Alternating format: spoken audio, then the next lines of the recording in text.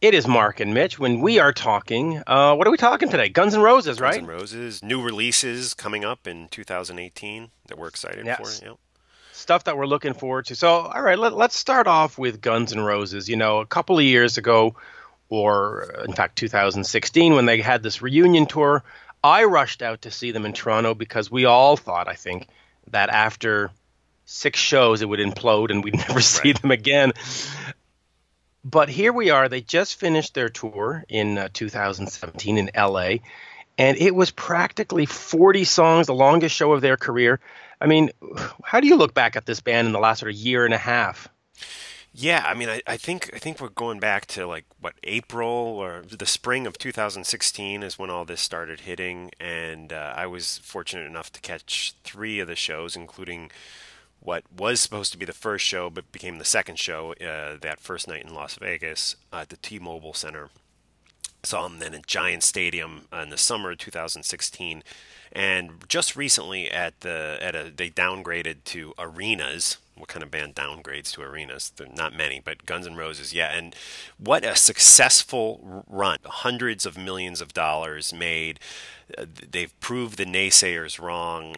I wasn't sure if this arena leg was going to continue to bring in the crowds, and at least in my neck of the woods, they did 3 nights in New York, one right across the river in New Jersey, all within a 15-mile radius, and all of them filled, sold out, incredible. And I'm so glad they're back. Even if we don't have Steven Adler and Izzy Stradlin, I think this has been a great rebirth of the band, with three original members intact. It's been so exciting. I don't know where do they go from here. I would love to, even if it wasn't a full album, get a couple new tracks next year. I don't know. What do you think? Yeah, listen, I would like to take even a live album. Yeah, Hearing Slash on those, that's they've a done great now idea.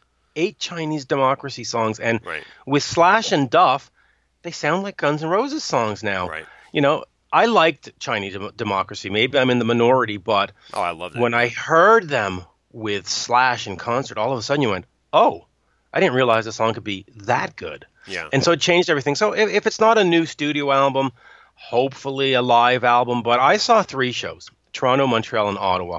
For me, the Ottawa show was the best show. But there's nothing to complain about. yeah, They showed up at 7 o'clock some nights, 7:30 other nights. They were never late. All those Axel is above.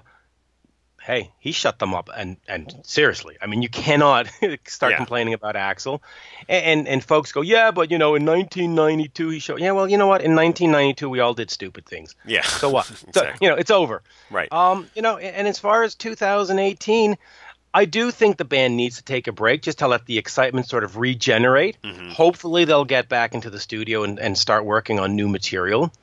But do they really need to? Probably not. Yeah. Uh, you know, I don't. rumor wise, I'll just finish with Yeah. rumor wise. I hear that Slash is in the studio or will Okay. be in the studio in December. I hear that Slash will be doing a few select dates with the solo band next Miles year Kennedy. with Miles. Yeah. And, there is a suggestion that AC/DC might do a few shows with Axl. So who knows? If that Right. happens, great. And if we get Guns N' Roses back in 2019, seems to me like the world's a perfect place. Yeah, I mean, and kind of back to your idea about a live album, which I think would be just awesome because you could get those Chinese Democracy songs with Duff and Slash, which and Melissa, I guess at this point, put a whole new life into those songs.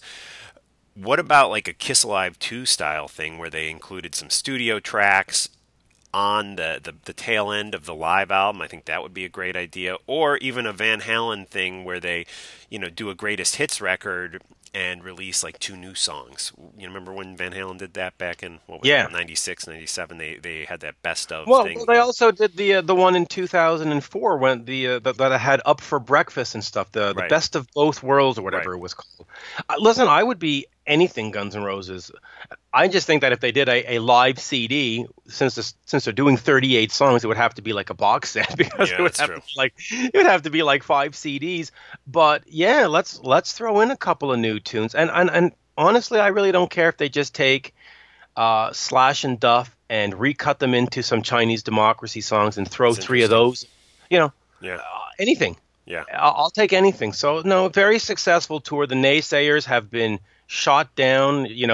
We also do the metal rap show with Mitch Joel, Yeah. and you remember he was like, it's never going to happen. They're going to be playing bars by the end of the week. And it's Yeah. like, yeah. He was So a they were naysayer that definitely was converted, so converted. yeah. Yeah. So 2018, what are we Yes. looking forward to? Let's start with you. I've got Yeah. a few.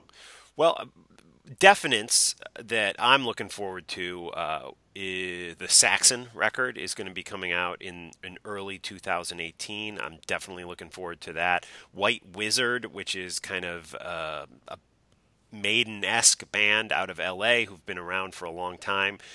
John Leone is the kind of mastermind of that band, and they have a new album coming out in early January, which I'm very excited for. Wyatt Anderson is back on vocals after being away for at least one album. He is back. They've released a track. I think it sounds great. White Wizard, looking forward to that. Bands I'm hoping for: Rat, Ozzy, A Perfect Circle definitely have a record coming out. Not exactly metal, but I love those guys. Looking forward to that one. I'd love to hear a new Ace record. It sounds like he's working on stuff. Anthrax, Ghost, Armored Saint would be fun. And I would really love to finally get this Mick Mars solo record. I think that would be a Yeah. real great treat. We've been hearing about it for just years and years now. Let's finally get that Mick Mars solo record out. It's the new Chinese democracy, that Right. album. Yeah, it Yeah, really is. It really is. I'm going to go with four albums that I know are coming out in 2018. So first one is called Corleone, and that is the guitarist for Gothard, a band out of Switzerland, Right. and his name is Leo Leone. And it's interesting because he picked up Ronnie Romero, who's singing with Rainbow, and he re-recorded songs from the first three Gothard albums with this new singer. Now, what's interesting is that Gothard has a new singer. They've put out three albums since they've had a new singer, and instead of re-recording these greatest hits, if you want, with the current Gothard lineup, he went and got Ronnie from Rain. So Interesting. it's sort of this strange And dynamic. that guy Ronnie has a great voice. I mean, I've seen him just kill like Highway Star and the classic Rainbow He and does. Deep Purple stuff.